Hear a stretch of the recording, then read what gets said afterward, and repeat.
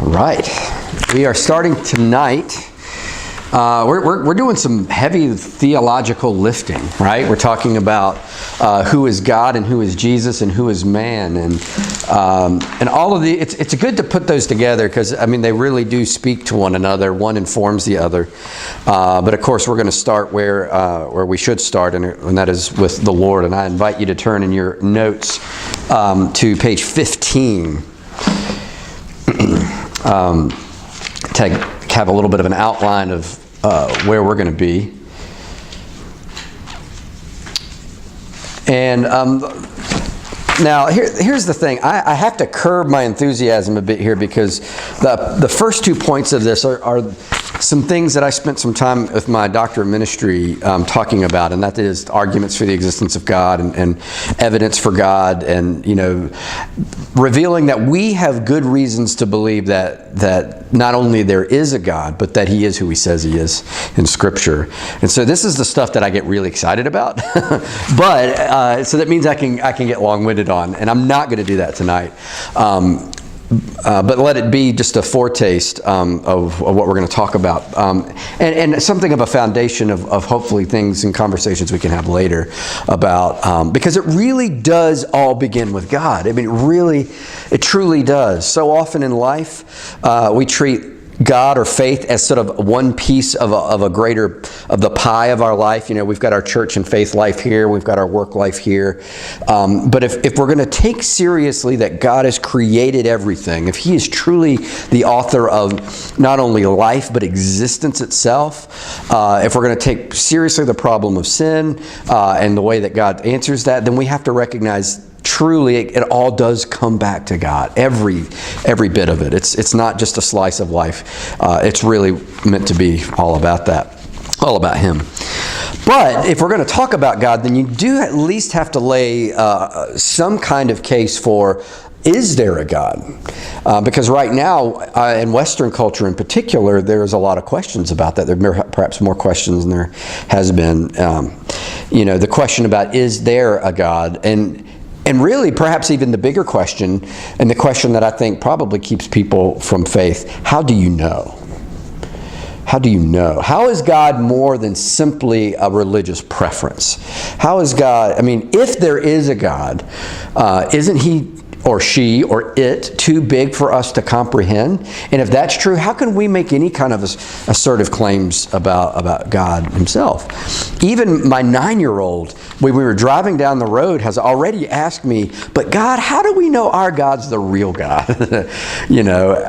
This is a pervasive question, and it's a question that keeps people from getting to know God as He truly is, because of what feels like a humility of like, well, we can't know, He's too big, so I'm just going to hold loosely to all that. And certainly there is mystery involved, to be sure.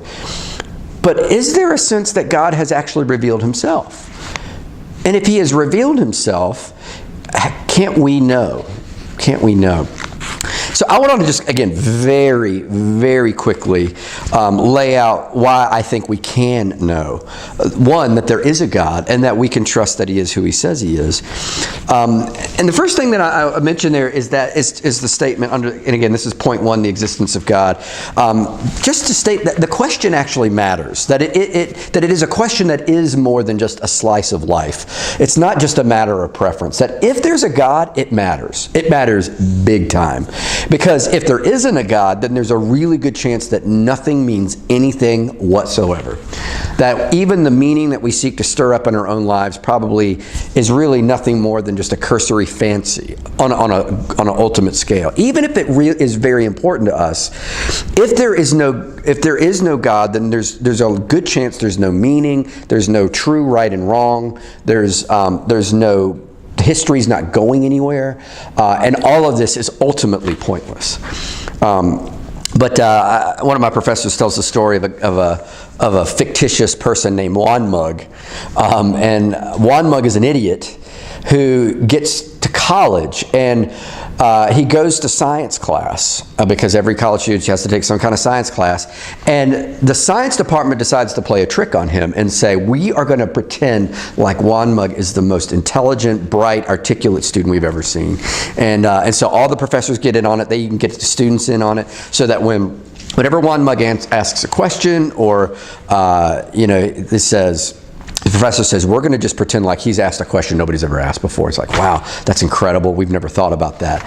And so they pass all of his tests. He graduates, summa cum laude, and he goes and gets a graduate program. They get in on the lie, and so he gets passed through just as this gigantic prank. He goes on into the world and writes these articles that are just, they're completely foolishness, but everybody treats him like he is the smartest, most intelligent thing that has ever come to science. He wins awards, he makes lots of money, he publishes books, and so the question is, do we envy Juan Mug? Yes or no? No, so that's a question to you. Would we envy his life? What do you think? I don't know. It's like too good to be true. Yeah. Good grades all the way through. He thinks so. I mean, he believes it. He's bought into the farce that his life is what it is. But do we envy him? Well, we would envy his success. Yeah? Maybe not wanting to change places with him, but we would want the things that he, Truly. however he got them. And of course the question then would be too, has he really succeeded? Yeah. By world man's standard. True. Like, so he has acquired certain comforts, but is he true? Is he living a true life? I mean, there's something in us that says there's something missing here, in the sense that the truth matters. That are we living a life that is true to the way things actually are? Again, there's lots more to play with that illustration, but I think the reality is we would look at Juan Mug and say, no, we don't want to be him because there's something at the core of his life. He might believe he's got everything that he could ever want and more, and you know what? Maybe living in a dream world is perfectly fine, but for us who sees that, we would say, no, that's hollow, that's shallow, it's empty, it's not a true life. And so the question matters: what is life meant to be? And so the source of the answer to that question matters. So the question, is there a real, true, good life to be lived?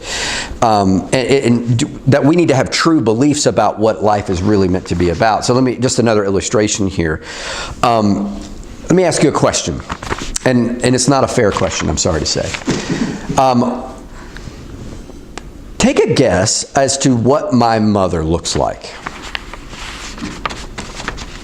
Like you with long hair. With hair. Okay. Hair from here. Yeah. That's right. So what color is that hair?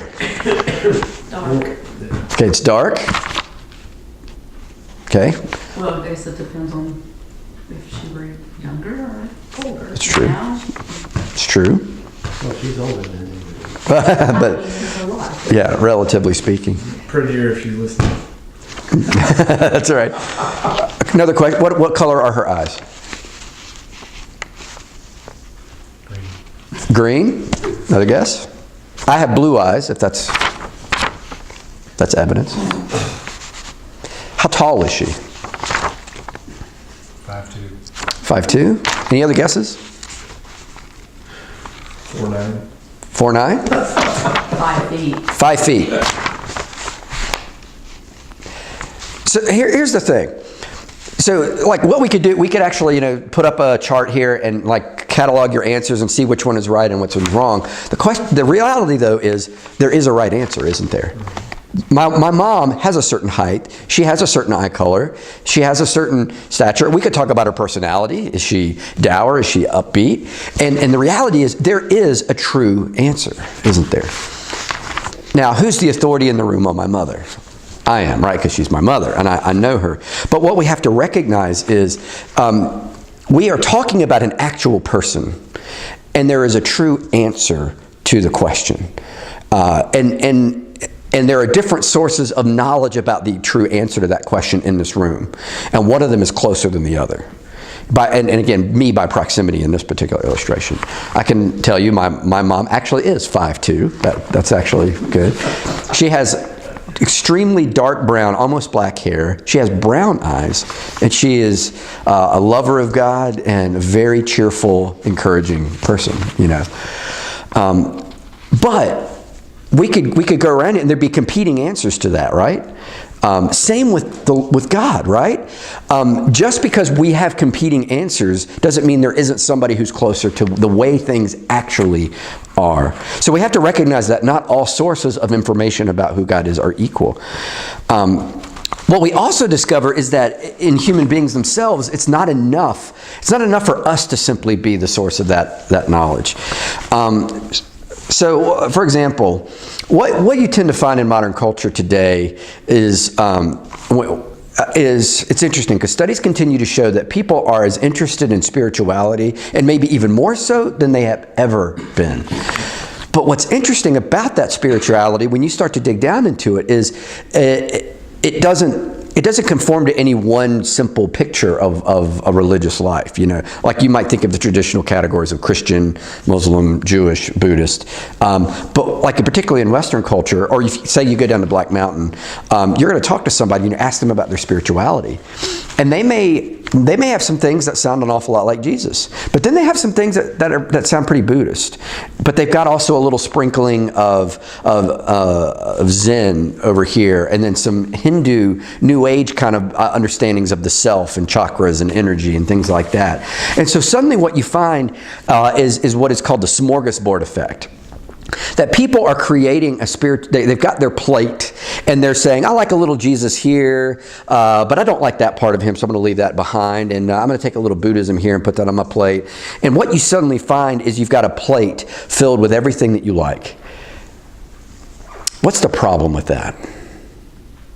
There's more than one answer. Yeah. It's not the truth. It's not the truth. Which is the truth? What's another problem? A shortcoming.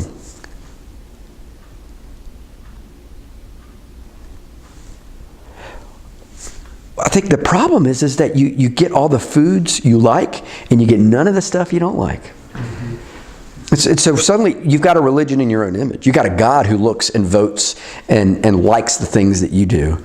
And you have something that doesn't challenge you or ask you to change or to adjust.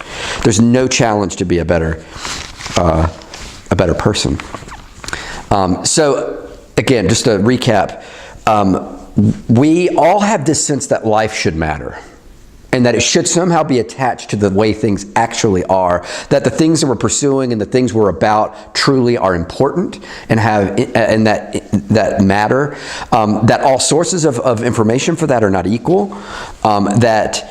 We need more than ourselves for the source of this knowledge, because otherwise we're just going to fill the plate with things we like and we're going to avoid the things we don't.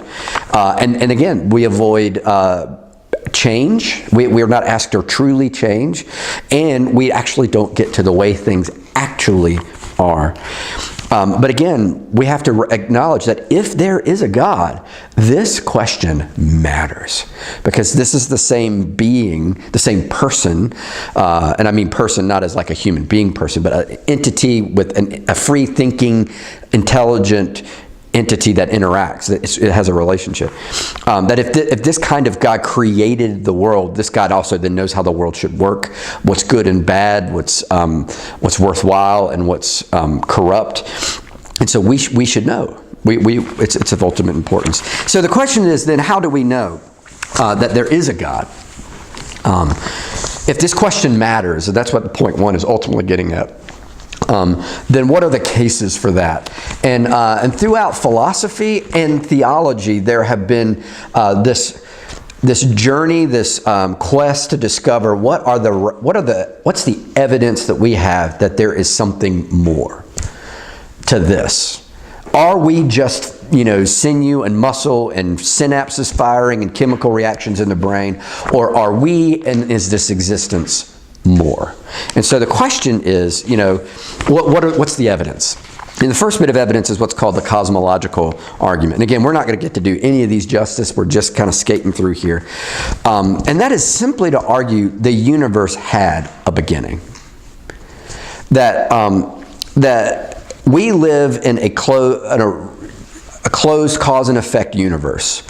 You think about the billiard ball, right? The cue hits the cue ball at a certain amount of force at a certain angle, which causes the cue ball then to go and hit the other ball at a certain angle, which will then cause the ball to fall into the pocket, and gravity taking over and making it fall. And what we recognize is that if all of those things are equal, the amount of force, the amount of spin, the angle of attack from one ball to the next, the force of gravity, if all of those remain equal, then if we do that again, it's going to happen again. Cause and effect, repeatable, and this is what science is based upon, this ability to repeat these kinds of things.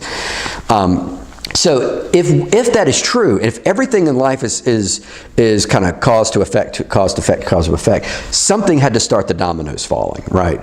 And the most logical answer, let me back up a sec. There's no evidence anywhere in creation of something happening without a cause. Even on a quantum level, when you can really start to blow your mind here, there are arguments made that there are things happening spontaneously, but most physicists will tell you it's not that things are happening spontaneously. We just haven't figured out what's causing them yet, or why one particle is moving from here to here without us seeing it. So if that is the case, then something had to get it all started. If there is no true spontaneous act within a closed system of creation, then something outside of that system had to start the dominoes falling. And the most logical, the cleanest answer to that is that there is an intelligent being that started it outside of the closed system. Intelligent because there's an intentionality to it, there's an order to it, that sort of thing. But there is a first cause. And again, this is where scientific thought and the belief that science is the extent of all knowledge has limitations, because it's not a scientific problem, it's a philosophical problem. Like what started it all? And the most logical answer is there was an entity outside of the system that started. Secondly is what's called the teleological argument, which gets at sort of the vast complexity of the universe and its ability to and in our situation, its ability, the ability for life to be sustaining. That there is sort of an order to the universe, that there are constants in the universe, that forces between atoms are constant, that the force of gravity remains constant. That there is this kind of vast complexity that is interconnected to perpetuate life. The reality is that wouldn't happen on accident. So in other words, it's not simply a matter that there is an entity outside of the system that has all the ingredients. It's that this entity took all the ingredients and put them together. Another way to think about it is, if you were to lay all the parts of a Boeing 747 on a field and a tornado were to whip through, what's the likelihood of all the parts coming together to form a 747? It's infinitesimally, it's absurdly tiny, right? To the point that, again, the most logical explanation then is there was something, an intelligence driving not only the beginning of the universe, but in the bringing together and the fine-tuning of the universe. There's an interesting argument for this too. Have you ever heard of SETI? In fact, they were in the news recently. SETI is the search for extraterrestrial intelligence. You ever see the movie Contact with Jodie Foster? Great movie, by the way. SETI is an actual kind of movement, and it's been around for 20 years or so across the globe, of scientists who basically, when they're not using their instruments to look at the star or the planet or the thing that they're looking at the sky, they're allowing their equipment to be used to look for signals for extraterrestrial intelligence. And what do you think they're looking for? They're looking for radio signals that have patterns that cannot be accidental or that cannot be naturally causing. So in the movie Contact, SETI, they actually, it's a true organization, but in the movie they're used as a place to, they say they hear the signal and they get a signal of prime numbers, which can't be accidental, and so they infer, oh, there's an intelligence, and of course the movie's all about them, the world kind of going in an uproar. We found extraterrestrial life. So the reality is, you're looking for a signal that is sufficiently, that is not random, that is not, because binary stars and planets and all these things put off certain signals and wavelengths and things like that, but you're looking for something that has a certain complexity to it that cannot be just purely accident, but happen because of an intelligence. You think about like a Morse code, like it's not just dots. There's a message being conveyed in that. Well, what's fascinating is when you look at a DNA strand, what you find is a highly complex, highly ordered, highly meaning pattern. That to say that happened by accident becomes, again, an absurdly minuscule likelihood. And again, the more reasonable explanation, there is an author behind the signal or the information strand behind a DNA. So it's like, whoa. Again, but again, you've got people who say, well, that can't possibly, there's no God, so that can't be the case. It's just happenstance. All right, well, what other evidence is there? Man has a conscience. Man and women have a sense of right and wrong, generally speaking. You don't have to teach somebody that rape is wrong or that murder is wrong. Now, we might have different understandings about it. We may not articulate it the same. We may have different consequences for those acts. But or one of the illustrations my professor would use is like, we all know that bashing a baby is wrong. Bashing a baby in the head is wrong. Like we don't have to be told that. But why? What is it about us? Is it purely a survival instinct? Or, and again, if all we are physical beings, then perhaps that might be all it is a chemical instinct. But again, if that is all we are, then even that doesn't matter ultimately. And yeah, we have a sense of right and wrong. I have, again, this atheist buddy that I might have mentioned last time, who was just saying, like, I don't need God to tell me right and wrong. I just know inside of me what's right and what's wrong. And I'm just like, but why? Is that just an accident?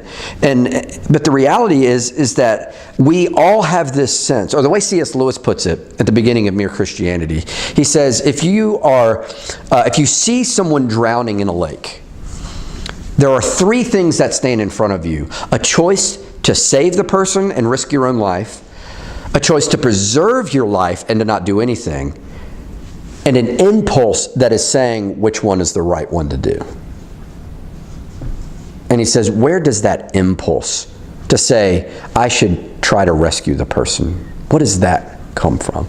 And the argument being is that if we have a sense of right and wrong, there had to be if there's a moral law in us, there had to be a lawgiver. And again, the most logical explanation being there is a God. There is an entity outside of that who has imparted something of itself, its sense of moral value into its creation. And then finally, kind of closely related, is a value giver. It's amazing how innate it is to say that human life matters. You think about somebody who is passionate about racism but doesn't believe in God. They have this sense that life matters and that we shouldn't treat each other wrongly because of that. Or we all have this innate sense that our life should mean something, that our life is meant for something, that we want our lives to matter. And maybe when we say we want our lives to matter, we don't mean I'm going to be the next president, or I'm going to be the most wealthy person ever lived, or I'm going to invent the cure to cancer, although, nothing wrong with that. But maybe it's just I want to have a good, happy life with a healthy family that I raise with my spouse and happily ever after. That's another way of saying I want my life to matter, that I want my parenting to influence the child. Why? Why do we want our lives to matter? And it's because our lives actually matter. That it's not simply that a culture has said lives matter because we say it does, or that my life matters because I think it does. Maybe it actually matters. Maybe human life actually has priceless value, not simply because we say it does. Does that make sense? Does that distinction make sense? So if it does, if there is intrinsic value, then where does it come from? It has to come from outside of the system. And the most logical explanation is that there is a value giver that has said, this has value. Again, something outside of that system. So again, what we find is that to me, no one of those things by itself would lead you to the Christian God per se, but it would lead you to the belief that there is more, and that there is a God. The most simple explanation, there is a God, not many gods, and that this God is good, because he has imputed value and purpose and a sense of right in human life, in the people that he's created. So that brings us then, though, to the Christian understanding of God, because obviously there is lots of different views of God, and there's a lot of, again, we would go down to Black Mountain into the trailhead and we could ask, what do you believe about God? And we would get lots and lots of different answers.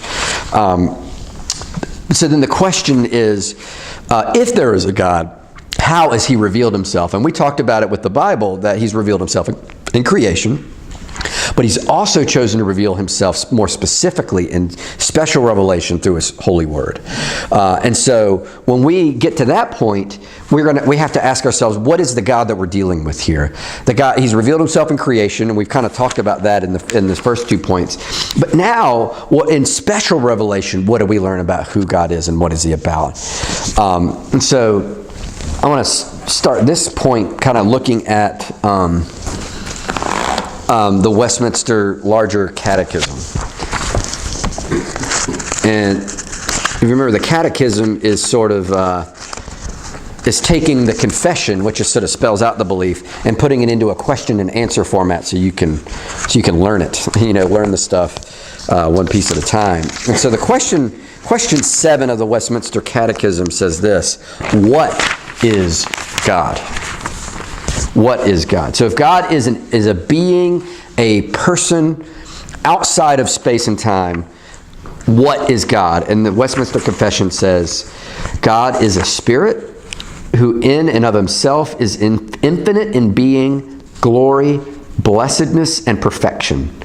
He is all-sufficient, eternal, unchangeable, beyond our full understanding, present everywhere, almighty, knowing everything, completely wise, completely holy, completely just, completely merciful and gracious, patient and overflowing with goodness and truth. Now, we could do a whole 10-week Sunday school series on every single phrase of that. And so again, we're only going to be able to do a cursory view on this, but we want to just get that broad brushstroke here of God, and we want to break it down into 2 key points about who is God and what does God do. So who is God? Like, what is God in his being, and then what does God do? Who is God in his activity? So number 3, that's what the attributes of God are getting at, is this who and what is God. And of course, the first thing they have here is God is spirit. And which is another way of saying he's too big for a body. We'll talk about this. I mean, a child may say, where is God and what does he look like? And the reality is, we can't see God because he's too big. God is too big for a body. So he's spirit. He's immaterial. He's invisible and without parts. And we get that from Jesus. And I left my Bible in my bag. Can I grab your Bible here real quick? Thank you. In John 4, Jesus is with the woman at the well, and again, we want to go to God's self-revelation here to get the answers to understanding who he is. And 4:24, when Jesus is having this conversation with the woman at the well, says, God is spirit, and those who worship must worship in spirit and truth. So here Jesus himself is revealing a fundamental attribute of who God is. He's a spirit. Secondly, obviously then, he's beyond human comprehension. So there is a sense that we do have to have a certain humility here. It's not wrong to say we can't comprehend the fullness of God, because we can't. Our brains are finite, our thinking is finite, and we're talking about an immaterial, invisible, infinite being. And so our comprehension of such an entity is going to be limited. But it's limited to what? Limited to what this God has chosen to reveal about himself.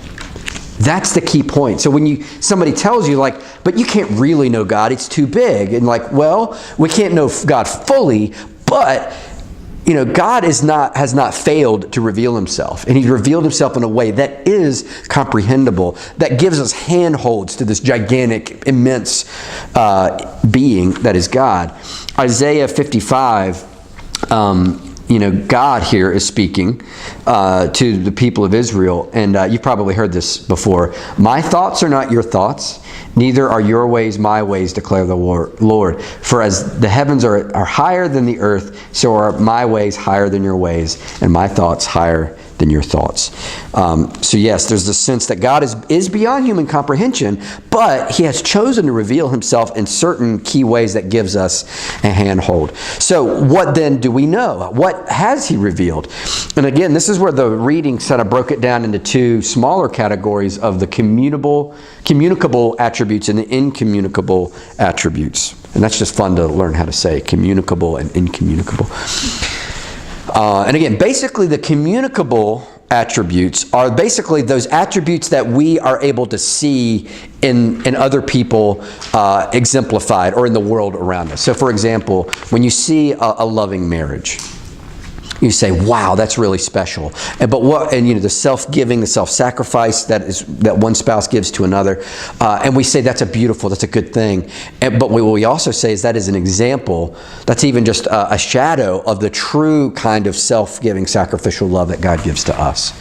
That when we see generosity, when we see compassion, when we see mercy, or maybe we experience mercy, what we recognize is that is a taste of the greater attribute of God. This good thing points us to the goodness of God.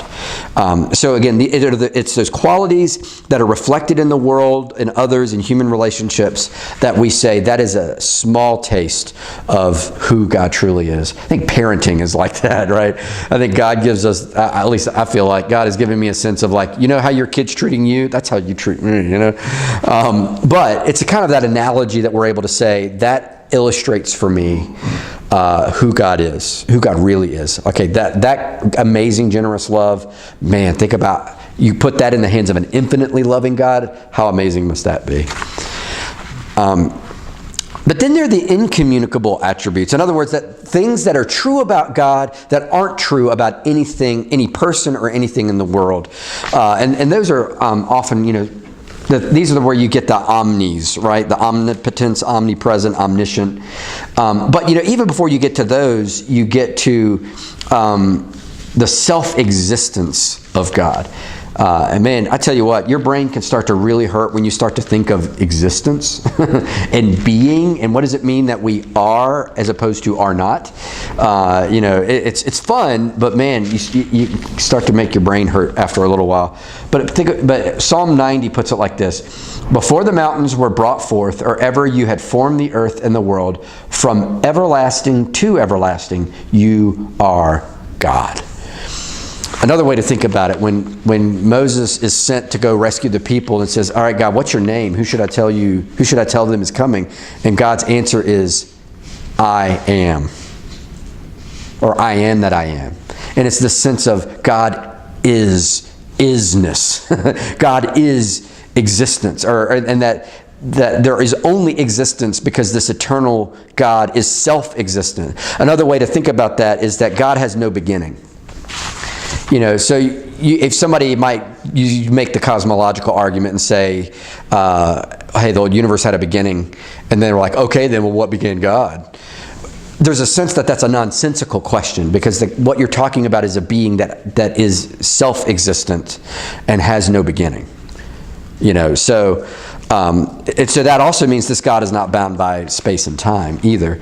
And that's what brings you to the omnis. So omnipotent, in other words, he has complete power over all creation, the same way that an artist has complete and total control of the clay on the wheel, of the paint on the canvas. The architect has complete control over what the building is going to design and look like and how it's going to move. God is the same. Outside of creation, has complete power and control over all creation. And when you think about that paired to his communicable attributes of goodness and love and mercy, that's a good control. It's not you might think of like an authoritarian or totalitarian control. It is a power used to sustain. We'll talk about that briefly. Omnipresent. If God is outside and not bound by time and space, then God is fully present everywhere and at every time. And that's, again, you start to bust your brain on that. Like, there's a sense that, God was as fully present to the disciples at Pentecost as he is when we gather to worship. And again, you start thinking about time and space, and but he is as fully present in that moment as he is with us in this very room. And then omniscience, that he knows and understands everything, that being outside of space and time, being creator and having power over all space and time, being fully present all over space and time, then he fully knows space and time, everything that is and everything that could be. So he has perfect knowledge of all of that as well. And again, these are the incommunicable attributes in the sense that we don't know anybody who has those qualities, who is self-existent in and of themselves. Our existence is fully dependent on God. Fully. I mean, God could just simply say, all right, that's it. And then our existence would just be over. And not just like our world would be gone, like everything would just be nothingness. Not just exploded, but just, So existence itself is completely dependent upon God. Nothingness we don't even understand. Yeah. Like outside of our definition of nothingness. Yeah, it's not even just it's not like an empty table. It's like there's not even a table, right? I mean, yeah. All the omnis are neat. Like you ever go, like we all pray when we pray at church. It's like one at a time. You ever go to a prayer service where like everyone huddles up, but everyone in the huddles are praying at the same time? Like 50 different huddles. Yeah. You're like, how in the world? But he's tuned into everything. It's amazing. Yes. My favorite illustration of this is there was missionaries who were in Africa who were doing work with an indigenous people and people who were stricken by poverty. And of course, one of the ways they connected was to play soccer. And the kids loved soccer, but they didn't have a ball. Like the one ball they had was ratty and it finally disintegrated. And they're like, well, let's pray to God for a soccer ball. And one arrived in the mail the next day. Now, God didn't just materialize a soccer ball in the mail the next day. What it was is like 3 months before, there was a group of people who were praying, and suddenly they were like, we're supposed to send them these soccer balls. And they did. They sent them like a crate of soccer balls. This is like 3 months ahead of time. And this was back when you didn't have email, and like there wasn't a lot of connect, like you had to like drive into town and get on and, a long distance phone call and a pay phone. It was that kind of thing. So there was no communication here, but they felt led to do it, and they sent it. So it's like the prayer for the balls happened long after the act actually happened, but because God was fully present there and there. Outside of time. Yeah. God's good. All right. But so again, along the similar line, we then talk about God's holiness, and that's a word that comes up. When Isaiah has his vision of God on his throne, the angels are saying, "Holy, holy, holy." In Revelation, the angels are continuing to sing, before the Lord, that God is holy. What do we mean by that? That He is two things: one, that He's pure, that He has no imperfection, no inconsistency. There's no corruption or hesitation in God. He is moral. He is without moral imperfection. So He's pure. but he's also set apart. So God is not a created thing like everything else is. God is creator, but he's outside of space and time. But he is, so he is set apart. So he's holy in that he's also not a created thing. Again, weaving all these together, we also find that God is just, and he's truly, so if he is, and again, this just flows naturally, logically, one for the next. If God is without moral imperfection, then he has a moral purity in order to discern between what is right and wrong, and how to right wrong. How to correct and justify and bring a wrong back into rightness. Deuteronomy 32 gets at this. 32:4. I'll start at 3. I will proclaim the name of the Lord, ascribe greatness to our God, the rock. His work is perfect, and all his ways are justice. A God of faithfulness and without iniquity, just and upright is he. So again, because God is morally pure and perfect, he is therefore the one and also omnipotent and omnipresent. So he knows all the ins and outs. Unlike a judge who sits on his bench and has to try to work out what actually happened, in the room, so to speak. God already knows the fullness of what happened, not only externally, but also the motivations of the heart as well. So he's positioned to justify and judge rightly. Along with this is God's immutability. In other words, he doesn't change. That God is the same yesterday and today and forevermore. There's a quote in the reading that you might have seen from R.C. Sproul that says, even if one molecule is outside of God's sovereignty, we can't trust him. But the reality is, due to his perfect consistency, we know his promises are, because he's unchanging, his promises are unchanging, his love is unchanging, his character and quality and attributes are not wavering. God doesn't have good days and bad days, right? He is perfect in the way he loves. Let's see, James puts this well. James 1:17. Every good gift and every perfect gift is from above, coming down from the Father of lights, with whom there is no variation or shadow due to change. In other words, God is constant and consistent. And finally, again, we're just talking about God's being, that what's true about who God is, and that is God's goodness.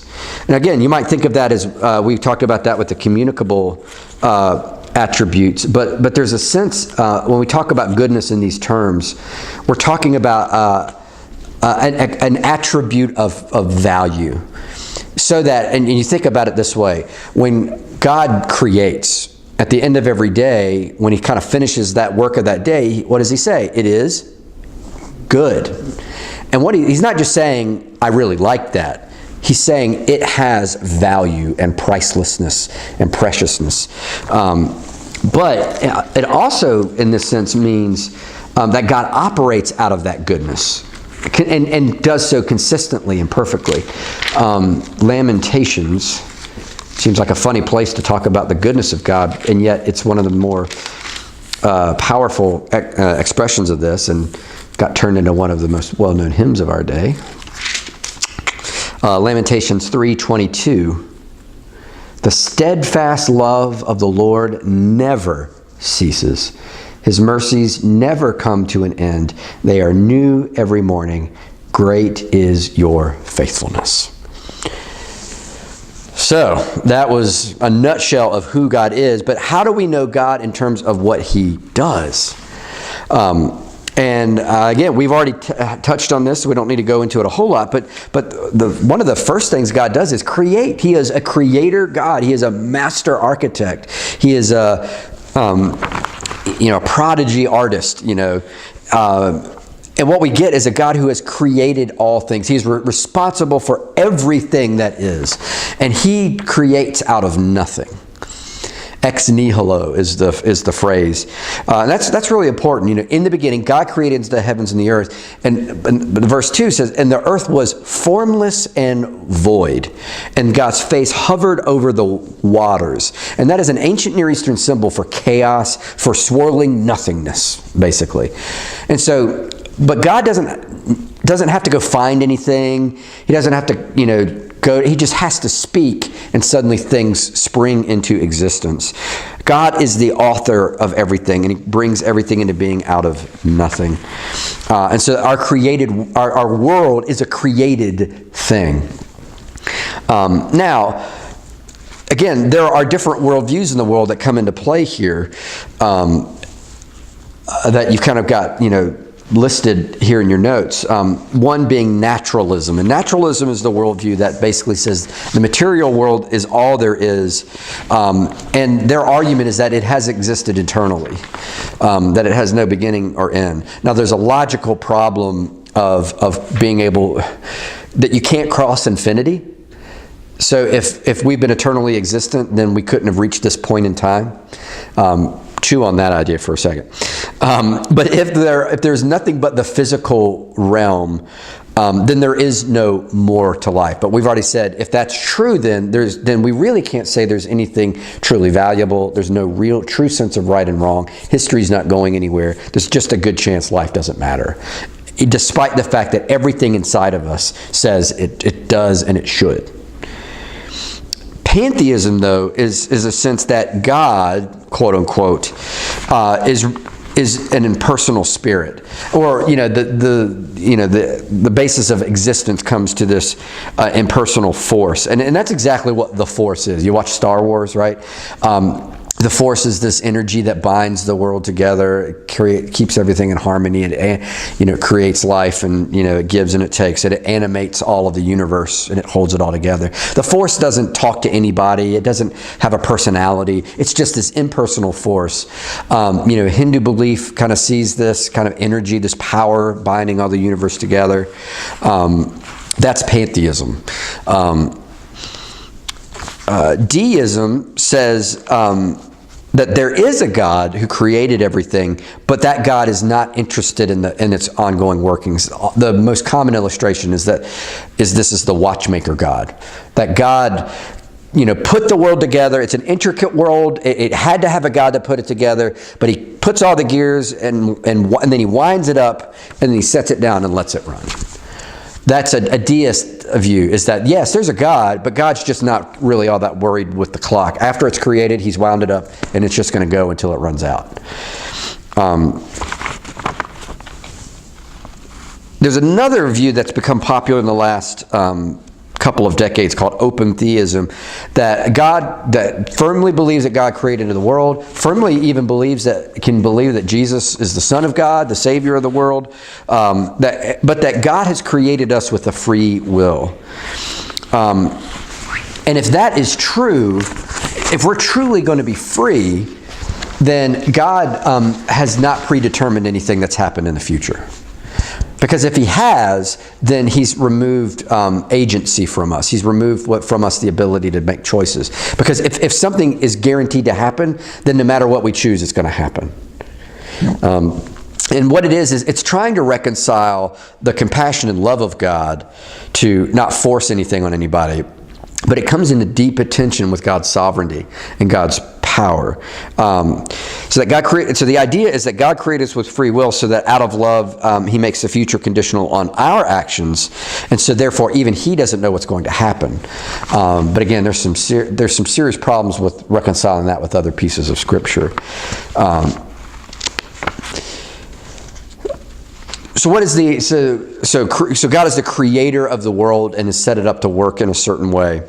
Secondly, there are two attributes of God in the way he interacts with the world that attach to some of the things that we've just talked about. One, that God is transcendent, that he's outside of space and time, that he's not contingent on anything that's happening in the universe. As another way of saying God doesn't have to do anything. He's completely free. He's completely self-existent, completely self-contained. He doesn't need anything. So God is completely and ultimately transcendent. And yet, God chooses then to come into time and space to meet us where we are. So in that sense, he is also immanent. He's transcendent, but chooses to enter into space and time to be involved in creation and to be involved even in relationship. And so we're not pantheists because God is interested in what's happening in space and time. We're not deists in that way too. Not only that, he is interested in being known. For us to know this God and to have a living relationship with him. And I'm sure Richard will talk a little bit about being made for that. So God is transcendent, but he also chooses to break in. So that's also something important about God, that he's a God who's motivated and interested. He's completely free and yet chooses to enter in. But then we have to then say, okay, if he's entering in, how does that work? Well, one, and I actually want to reverse the order that you've got on your notes here. I'll start with point 2 here, that God is sovereign. So we have to affirm that God reigns over everything and everyone. And if that is true, if God truly has the power and authority, as we've talked about already with his omnipotence and his omnipresence and his omniscience, if God is, that makes God sovereign over all things, he's rightful ruler, rightly reigns over everything, then what we also see is that God sustains existence. And it's that choice to sustain that we call God's providence. That God's sustaining existence and work and works all things out for his good will. That brings us back to Romans 8, right? When we say God works all things for the good of those who love him according to his purpose. So it affirms not only that God has the power, but that then God chooses to use that power to work all things out to its good, just, and rightful end. That's his providence. Sovereignty is the power to reign. Providence is the choice to sustain existence and to enter into it with us. And so that's again leads to point 3. Therefore, God is in charge of time and human history. In other words, history is going someplace. That time is not like this kind of wild cyclical thing that some philosophers try to articulate it as, but that it is actually moving towards a finite end. If the universe has a beginning, it's going to have a finite end. But God, who is sovereign and who is working all his good purposes out, is working all those things toward a good and rightful end. Man alive, it's finally talking about the Trinity. This gets at an essentially and a uniquely Christian articulation of God. What's interesting is that everything that we've just said in point 4, you don't have to be a Christian to believe. Jews and Muslims often believe very much the same things. But when we get to number 5, this is when we really are set apart as Christians. Because we articulate that there is, in fact, only one God, but that this God is known in 3 persons. Now, if you want to be good theologians, you will never, ever, ever, ever, ever say that God has 3 parts. Because God is not divided up. God is one. God, and there is one God. And that is the affirmation of Deuteronomy 6:4. The Shema. Hear, O Israel, the Lord our God, the Lord is one. And then you shall love the Lord your God with all your heart, soul, mind, and strength. So even as Christians, we don't believe in 3 gods. We don't believe in a God in 3 parts. We believe in one God who operates in 3 persons. And each of those persons are equal in substance, equal in essence and glory. Where there's one, there's the other. Where there's the Father, there is the Son and the Spirit fully present. Where there's the Son, there's the Father and the Spirit fully present. Where there's the Spirit, there's the Son and the Father fully present. But what's important to note about that is the implications that has is, one, when we say that God is love and yet he's self-existent, love is an intrinsically relational term. But if God is in 3 persons in unity, then there is self-sacrificing, self-giving love in God's very self. There is goodness in God's very self. So that And again, we don't have a full comprehension of this. It is a mystery to a certain extent. But there's something beautiful about the unity of God in 3 persons that not only says something about his true loving quality and attribute, his true good, but it will have implications about what does it mean to be made in the image of God. So then, when you ask the question, do Christians and Muslims worship the same God, or even we have to say no, because Muslims do not believe that God is incarnate in Jesus Christ. Because what happens in Jesus is that God, takes on flesh and dwells among us. And for a Muslim person, the fact that a holy God would take on flesh is anathema. Now, they actually think highly of Jesus. Muslims think Jesus is a prophet second to Muhammad, but a prophet, a human entity, a very godly person of God, a person who pointed to God or pointed to Allah. But we believe God is intrinsically a God of three persons, and so, therefore, we cannot say that we believe in the same God.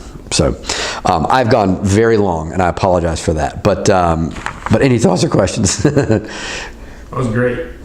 I'm trying to interrupt. This is stuff I love. Oh, my word, yeah. And again, every one of these you could spend a lot of time fleshing out, but I don't want us to be here all night either. So, all right? Tag? Yeah. Okay. A really good friend of mine. So he's